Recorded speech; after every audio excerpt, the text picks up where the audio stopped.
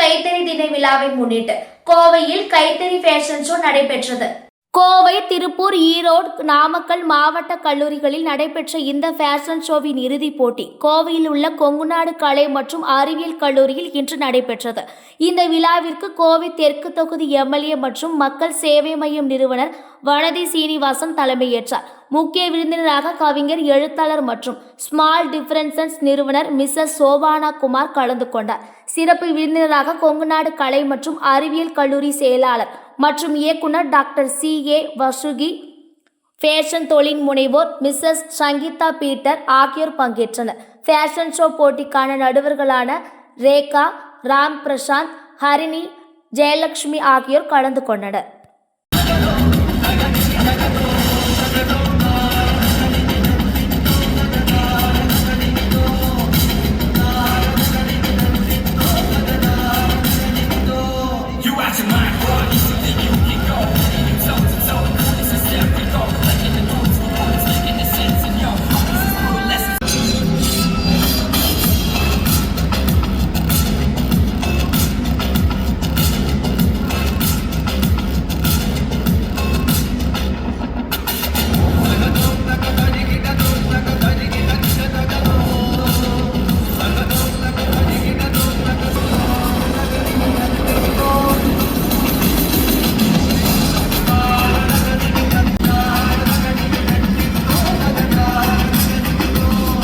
Together to welcome the finale candidates of girls onto the stage of மக்கள் சேவை மையம் and Idea Max Institute of Design.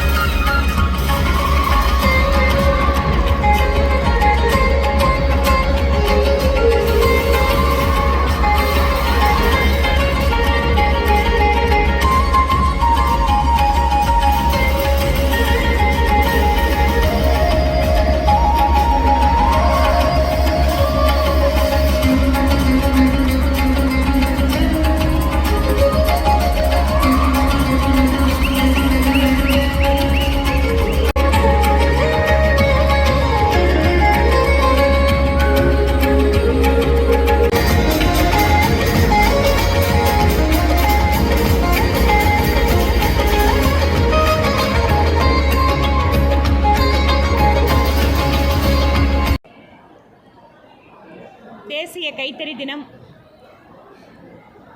ஒவ்வொரு வருடமும் August மாதம் 7ஆம் தேதி கொண்டாடப்படுகிறது. கோவை மக்கள் சேவை மையம் ஐடியா மேக்ஸ் நிறுவனத்தோடு இணைந்து இந்த வருடம் 92 கல்லூரிகள்,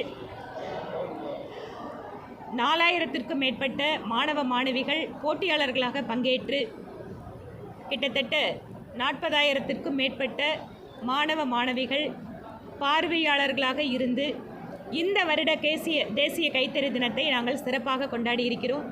இன்று அதனுடைய நிறைவு நாள். அத்தனை கல்லூரியிலுமே போட்டியை நடத்தி ஒவ்வொரு கல்லூரியிலும் 3 பேர்த்தை தேர்ந்தெடுத்து இன்று அவர்களுக்கிடையே நிறைவு நிகழ்ச்சியை நடத்தி கைத்தறி மகாராஜா, மகாராணி, கைத்தறி ராஜா, ராணி, இளவரசன், இளவரசி என பட்டங்கள், சிறப்பு பங்களிப்புக்காக அவர்களுக்கு சிறப்பு பரிசுகள், பங்கேற்ற ஒவ்வொருவருக்கும் சான்றிதழ்கள் என்று கைத்தறியை பற்றி இளைய சமுதாயம், மாணவ மாணவிகள் தெரிந்து கொள்ள வேண்டும். நம்முடைய நாட்டினுடைய விவசாயத்திற்கு சரிசமமாக நெசவு தொழிலில் ஈடுபட்டிருக்கக்கூடிய ஒரு மிகப்பெரிய சமுதாயத்திற்கு கௌரவத்தை அளிக்க வேண்டும். அவர்களுடைய தொழிலுக்கு அங்கீகாரம் கொடுக்க வேண்டும். அந்த கைத்தறியை வாங்குவதன் வாயிலாக நெசவாளர்களுடைய வாழ்க்கையை முன்னேற்ற வேண்டும் என்பதற்காக ஒவ்வொரு வருஷம் அந்த நிகழ்ச்சியை நடத்துகிறோம். ஒவ்வொரு வருஷமும் போட்டியாளர்கள் அதிகரிச்சுட்டே இருக்காங்க. மிக சிறப்பாக இந்த நிகழ்ச்சி நடந்து கொண்டிருக்கிறது. கோவையை தாண்டி இப்போது ஈரோடு மாவட்டத்திலே கூட கல்லூரிகள் இந்த நிகழ்ச்சியை நடத்துவதற்கு ஆர்வம் காட்டுகிறார்கள். கடந்த வருடமும் இந்த வருடமும் ஈரோடு மாவட்டத்தை சார்ந்த கல்லூரிகள் கூட இந்த நிகழ்ச்சியில் அதிகமாக பங்கேற்றிருக்கிறார்கள். இது ஒரு விதத்தில் பிரதமர் நரேந்திர மோடி அவர்கள் சொல்கின்ற விக்ஷித் பாரத், வளர்ச்சியடைந்த பாரதத்தில் அத்தனை தரப்பு மக்களுக்குமான அங்கீகாரம் இருக்க வேண்டும். அதிலும் குறிப்பாக கைத்தறி என்பது நமது நாட்டினுடைய அடையாளம். இன்றைக்கி ஒரு ஸ்டூடெண்ட் அவர் பின்னால் முதுகில் வரைஞ்சிட்டு வந்தார், ட்ராப் பண்ணிட்டு வந்தார், ஒவ்வொரு மாநிலத்திலையும் என்ன கைத்தறி இருக்குது அப்படின்னு சொல்லி. ரொம்ப அற்புதமான ஒரு கிரியேட்டிவிட்டி அது. ஒவ்வொரு மாநிலத்திற்கும், ஏன் தமிழ்நாட்டை எடுத்துட்டா கூட இங்கே இருக்கக்கூடிய பல்வேறு பகுதிகளுக்கு சிறப்பான கைத்தறி அடையாளம் உண்டு. கோவை என்பது பாரம்பரியமாக ஜவுளித்துறையோடு தொடர்பு இருக்கக்கூடிய ஒரு பகுதி. இந்த கோவை மாவட்டத்தில் நெகமம் காட்டன், கோவை காட்டன், சிறுமுகைப்பட்டு என்று பல்வேறு விதமான கைத்தறி நெசவுகள் பாரம்பரியமாக இந்த பகுதிக்கு சொந்தமாக இருக்குது. இன்று அவையெல்லாம் உலக நாடுகளுக்கு ஏற்றுமதி செய்யக்கூடிய அளவுக்கு சிறப்பான தரம் வாய்ந்தவையாக இருக்கும்போது அவர்களை பற்றிய அந்த புரிதல், அந்த தொழிலை பற்றிய தெரிந்து கொள்ளல் என்று பல்வேறு விஷயங்கள் இந்த நிகழ்ச்சி வாயிலாக இந்த மாவட்டத்தை சார்ந்த மாணவ மாணவிகளுக்கு கிடைக்குது. இது ஒரு விதத்தில் எங்களுக்கு ரொம்ப சந்தோஷமாக இருக்குது. பிரதமர் மோடி அவர்களுடைய கனவினை நிறைவேற்றுகின்ற ஒரு சிறிய பணியில் நாங்களும் இணைந்திருக்கிறோம் அப்படிங்கிறது. 8 வருட காலம் இதை தொடர்ச்சியாக செய்து வருவதற்கு உறுதுணையாக இருக்கின்ற அத்தனை பேருக்கும் இந்த நேரத்தில் எங்களுடைய நன்றியை தெரிவித்துக் கொள்கிறோம். கைத்தறி பண்ணுறவங்க வங்கியில் லோன் கேட்டு போகும்போது நிறைய சிரமங்கள் ஏற்படுது. அதை கலைக்கிறதுக்கு அரசு நடவடிக்கை எடுக்கணும்னு ஒரு கோரிக்கையும் வைக்கிறாங்க. சிறுமுகையிலேருந்து நிறைய பேர் கோரிக்கை வைக்கிறாங்க. நிச்சயமாக கைத்தறி நெசவாளர்களுக்கு அந்த பகுதியில் ஏதாவது ஒரு வங்கிகளில் பிரச்சனை இருக்குது அப்படின்னு சொன்னால் அவர்களுக்கு உதவி செய்வதற்கு நாங்கள் தயாராக இருக்கோம். இதற்கு முன்பாக கூட நானே நேரடியாக சிறுமுகை போய் அங்கே இருக்கிற கைத்தறி நெசவாளர்களோட நிறைய பேசியிருக்கோம். அவங்களுக்கு என்ன விதமான நூல் வங்கியோ அல்லது கைத்தறி சங்கங்கள், ஏன்னா நிறைய கோஆப்ரேட்டிவ் சொசைட்டி மூலமாக தான் மக்களுக்கு நிறைய நன்மை கிடைக்குது. ஆனால் ஒரு விஷயம் என்னென்னு கேட்டால், நிறைய கோஆப்ரேட்டிவ் சொசைட்டிஸ் எல்லாமே ஒரு டீஃபெக்டாக இருந்து வரக்கூடிய பணத்தை அந்த உறுப்பினர்களுக்குள்ளே பிரிச்சுக்கிற மாதிரி இருக்கே தவிர ஆக்டிவிட்டீஸ் நிறையா இல்லை. இது எனக்கும் தெரியும். அதனால் இந்த கோஆப்ரேட்டிவ் சொசைட்டிஸு மாநில அரசாங்கத்தின் கீழே வருது. இந்த இருக்கக்கூடிய சொசைட்டிஸினுடைய நிர்வாகத்தை சீரமைத்து மத்திய அரசாங்கத்தினுடைய பல்வேறு உதவி திட்டங்களை நாம் பெற முடியும். அதற்கு மாநில அரசு ஒத்துழைப்பு கொடுக்கணும். இன்னும் கூட ஒரு விஷயம் சொல்லணும்னா, 1 டிஸ்ட்ரிக்ட் 1 ப்ராடக்ட் அப்படிங்கிறது மத்திய அரசாங்கத்தோட திட்டம். கிட்டத்தட்ட 4-5 வருஷமாக இந்த 1 ப்ராடக்ட் 1 டிஸ்ட்ரிக்ட் அப்படிங்கிறத பிரதமர் மோடி பல்வேறு இடங்களில் அதை பிரபலப்படுத்திட்டு இருக்கார். சமீபத்தில் கூட பார்த்தீங்கன்னா உத்தரப்பிரதேசத்தில் ஒவ்வொரு மாவட்டத்திற்கும் ஒரு பொருள், அந்த மாதிரி தமிழக அரசு கூட ஒவ்வொரு மாவட்டத்திற்கும் ஒரு பொருள் என்று அடையாளப்படுத்தி அந்த பொருளை உருவாக்குவதற்கு, அந்த பொருளை சந்தைப்படுத்துவதற்கு, அதை பிரபலப்படுத்துவதற்கு மாநில அரசு முயற்சி எடுக்கணும். தமிழ்நாட்டில் ஒவ்வொரு டிஸ்ட்ரிக்ட்லேயும் குறைஞ்சபட்சம் 4-5 பொருட்கள் இருக்குது. கோயம்புத்தூர் எடுத்துட்டா கூட ஜவுளி இருக்குது, என்ஜினியரிங் இண்டஸ்ட்ரி இருக்குது, சுற்றுலாத்துறைக்கு ஒரு அடையாளம் இருக்குது. இந்த மாதிரி எந்தெந்த மாவட்டத்தில் எந்தெந்த பொருள் சிறப்பாக உற்பத்தி செய்யப்படுகிறதோ அதற்கு முக்கியத்துவம் கொடுத்து 1 டிஸ்ட்ரிக்ட் 1 ப்ராடக்ட் என்று சொல்கின்ற திட்டத்தை வேகமாக இங்கு அமல்படுத்த வேண்டும் தமிழக அரசு. அப்படி பண்ணும்போது நீங்கள் சொல்கிற மாதிரி சிறுமுகையில் இருக்கக்கூடிய அந்த நெசவாளர்களுக்கு ஒரு குறிப்பிட்ட அடையாளம் அவங்களோட பொருளோட சேர்ந்து கிடைக்கும்போது கூடுதலான வங்கி கடன், அவர்களுக்கு பொதுவான வசதிகளோடு கூடிய மையங்கள், இவையெல்லாம் அமைப்பதற்கு வாய்ப்பு கிடைக்கும். தமிழ்நாட்டுக்கு எதிராக அனைத்தையும் செய்துவிட்டு தமிழர் என்ற முகமொழி ஆதரவை பாஜக முதல்வர் மு க ஸ்டாலின் தமிழர் முகமொழி அணிக்கு ஆதரவு கேட்குறாங்க. முதல்வர் ஒரு கருத்தை அதாவது தமிழர் அப்படின்னு சொன்னால் திமுக காரங்க கிட்ட போய் சர்டிஃபிகேட் வாங்கிட்டு வரணும்னு நினைக்கிறாங்களா? திமுக காரங்க மட்டும்தான் தமிழரா? மற்றவங்கெல்லாம் தமிழர் இல்லையா? என்ன விதமான சிந்தனை இது? இன்று தமிழகத்தை சார்ந்த ஒரு தமிழர் இவ்வளவு பெரிய நாட்டில் துணை ஜனாதிபதியாக போட்டியிடுவதற்கு மட்டுமல்ல, துணை ஜனாதிபதியாக தேர்ந்தெடுப்பதற்கான வாய்ப்பும் அவருக்கு தான் இருக்குது. அப்படி இருக்கின்ற பொழுது அவருக்கு ஆதரவு தெரிவிக்காமல் தமிழர்கள், தமிழர் கலாச்சாரம் என்று பொய் பேசி கொண்டிருக்கின்ற திராவிட முன்னேற்ற கழகம் இந்த முறை அவர்களுடைய ஆதரவை திரு சிபி ராதாகிருஷ்ணன் அவர்களுக்கு வழங்குவதன் வாயிலாக தாங்கள் உண்மையான தமிழ் நண்பனா இல்லையாங்கிறத காட்ட முடியும். இதற்கு முன்பாக பல்வேறு உதாரணங்கள் இருக்கு. ஒரு வரலாற்று சிறப்புமிக்க ஒரு பெருமை நம்ம கொங்கு மண்டலத்திற்கு, தமிழகத்திற்கு கிடைத்திருக்கிறது இத்தனை வருஷ காலம். அப்படி இருக்கின்ற பொழுது இந்த மாதிரி ஒரு அற்புதமான வாய்ப்பு ஒரு தமிழருக்கு கிடைக்கின்ற இந்த வாய்ப்பினை கொண்டாடாமல், பாராட்டு தெரிவிக்காமல், ஒரு தேசிய கட்சியில் இருக்கிறதன் வாயிலாக இன்று அவருக்கு அந்த வாய்ப்பு கிடைச்சிருக்கு. இந்த மாதிரி ஒரு தருணத்தை வேண்டுமென்றே அவர்களுடைய அரசியலுக்காக இதை முகமூடி என்று சிறுமைப்படுத்துகின்ற வேலையை தமிழகத்தினுடைய முதலமைச்சர் செய்கிறார். ஒடிசாவை சேர்ந்த ஒரு பழங்குடி பெண்மணியை ஜனாதிபதியாக அவரை வேட்பாளராக அறிவிக்கின்ற பொழுது ஒடிசா மாநிலத்தை சேர்ந்த அரசியல் கட்சிகள் ஆதரவு கொடுத்தார்கள். மகாராஷ்டிரா மாநிலத்திலும் இதே மாதிரி ஒரு ஜனாதிபதியாக வாய்ப்பு கிடைப்பதற்கு அவர் மகாராஷ்டிரா மாநிலத்துக்காரங்களுக்கு மராட்டி பெண்மணிக்கு வாய்ப்பு கிடைக்கும் போது அங்கே ஆதரவு கொடுத்தாங்க. தமிழ்நாட்டில் தமிழர்கள் என்று பேசிக்கொண்டு இருக்கக்கூடிய திமுக இந்த நேரத்தில் அரசியல் காரணங்களுக்காக இந்த மாதிரி செய்வது அவமானகரமானது.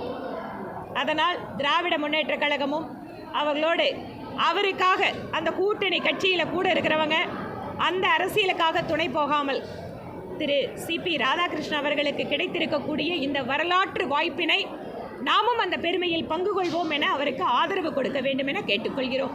வடமாநிலத்திலிருந்து வர வாக்காளர்கள், குறிப்பாக பீகார்லேருந்து வர வாக்காளர்கள் வந்து வாக்காளர் அடையாளத்தை கொடுக்கக்கூடாதுன்னு சொல்லி திமுகவும் அதோடைய கொள்கையை போகிறாங்க. நிலைமையில ஸ்டாலின் வந்து பீகாருக்கு வந்து தேர்தல் பிரச்சாரத்துக்கு போகிறாரா?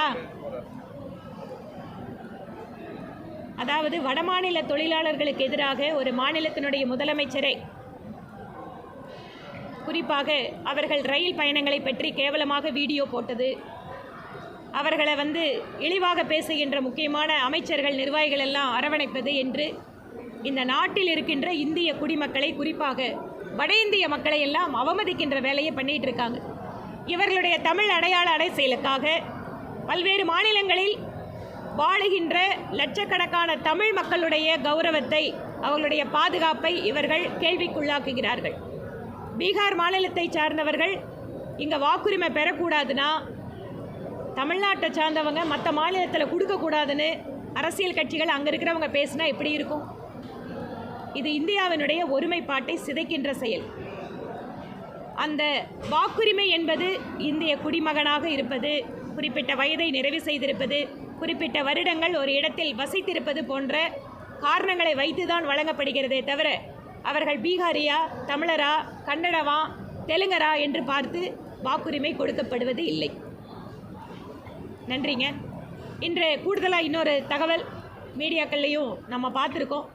கிணத்துக்கடவுல பாலியல் தொல்லை கொடுத்ததற்காக 2 ஆசிரியர்களை இடமாற்றம் செய்திருக்கிறது தமிழக அரசு. இடமாற்றமா?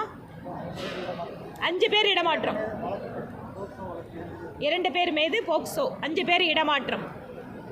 திராவிட மாடல் என்று சொல்லிக் கொடுக்கின்ற திராவிட முன்னேற்றக் கழக அரசாங்கத்தில் பெண்களுக்கு பாதுகாப்பில்லை, பட்டியலினத்தை சார்ந்தவங்களுக்கு பாதுகாப்பில்லை, கல்வித்துறையிலே முன்னேறிக்கின்ற மாநிலம் அப்படின்னு பெருமை பேசுகின்ற தமிழகத்தில் இன்று பள்ளிகளில் குழந்தைகளுக்கு பாதுகாப்பில்லை என்கின்ற சூழலுக்கு நாம் சென்று கொண்டிருக்கிறோம். கற்பனையான ஒரு உலகத்தில் வாழ்ந்து கொண்டிருக்காமல் ஒரு 2 வீடியோ 4 ஃபோட்டோ இதுதான் கவர்மெண்ட்டு, இதுதான் கவர்னன்ஸ் அப்படின்னு நினைக்காம மாநிலத்தினுடைய முதலமைச்சர் உண்மையிலேயே மாணவிகளுடைய நலன், பெண் குழந்தைகளுடைய பாதுகாப்பை பற்றி அவர் தீவிரமாக யோசிக்க வேண்டும் என்பது இந்த நேரத்தில் எங்கள் கோரிக்கை.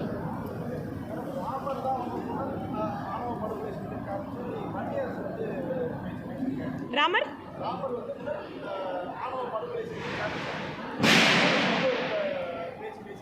முதல்ல அவங்கெல்லாம் உண்மையான ராமாயணத்தை முதல்ல படிக்கணும். அவங்களா இஷ்டத்துக்கு அவங்களே ஒரு கற்பனை பண்ணிட்டு பேசினா அதுக்கு நாங்கள் ஒன்றும் பண்ண முடியாது. இந்த நாட்டிற்கே உரித்தான மிகப்பெரிய இதிகாசங்கள், இந்த நாட்டில் இருக்கக்கூடிய பல்வேறு நபர்களுக்கு அவர்கள் வாழ்க்கையை பற்றிய முக்கியமான தர்மங்களை சொல்லிக்கூடிய ராமாயண மகாபாரதத்தில் உண்மை கதைகளை அவங்க படிக்கணும். எங்கேயோ யாரோ ஒருத்தர் கட்டுக்கதை சொன்னாங்கன்னா அந்த கட்டுக்கதை நம்பிட்டு பேசுறது சரியா இல்லை.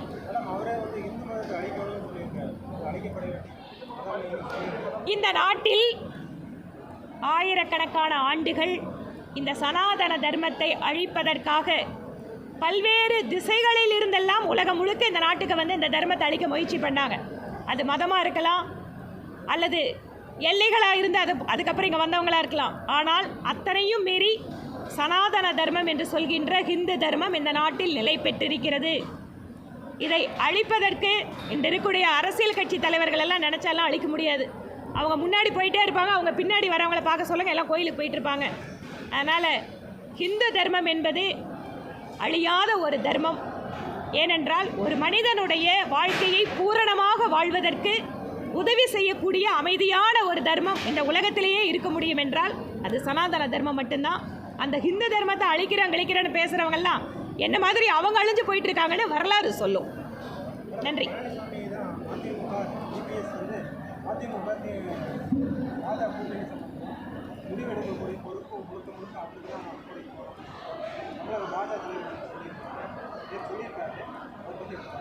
தேசிய ஜனநாயக கூட்டணியில் இருக்கக்கூடிய கூட்டணி கட்சியினுடைய தலைவர்கள் அவர்களோட பேச்சுவார்த்தை பண்ணுறதோ இல்லை அவங்களோட எந்த மாதிரியான தொகுதி பங்கீடு விஷயங்கள் எல்லாமே டெல்லி தலைமையும் இங்கு தேசிய ஜனநாயக கூட்டணிக்கு தலைமை ஏற்றிருக்கின்ற அதிமுகவும் சேர்ந்து தான் முடிவு பண்ணுறாங்க.